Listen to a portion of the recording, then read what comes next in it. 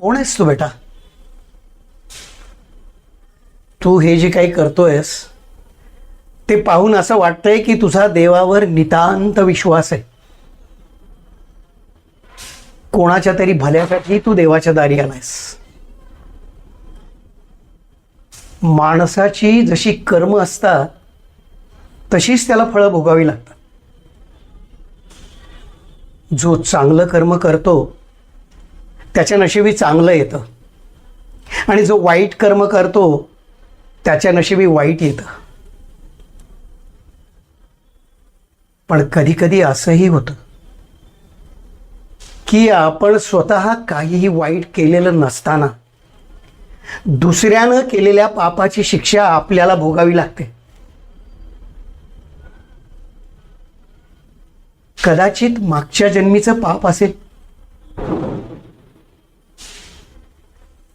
तू हे जे काही करतोयस ते नक्कीच तुझ्या कुटुंबातील कोणासाठी तरी असेल. मी देवाच्या सानिध्यात आलोय तेही माझ्या कुटुंबाच्या सुखासाठी. मला माहिती आहे,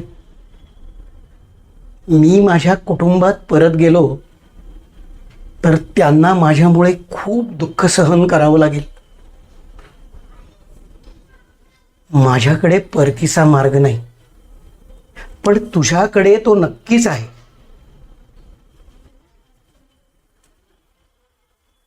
आजवर मी बोललो नाही कधी कोणाजवळ, पण का कोण जाणे तुझ्याशी बोलावंसं वाटलं. या देवळात सर्वजण मला बाबा म्हणतात. तूही मला बाबा म्हणू शकतोस. तुझं नाव काय आहे ते मला जाणून घ्यायचं नाहीये. तू मला मुलासारखा आहेस. मी तुला बेटा म्हणेन, तू मला बाबा म्हण. बाकी सगळं देव बघेल. हर हर महादेव, हर हर महादेव.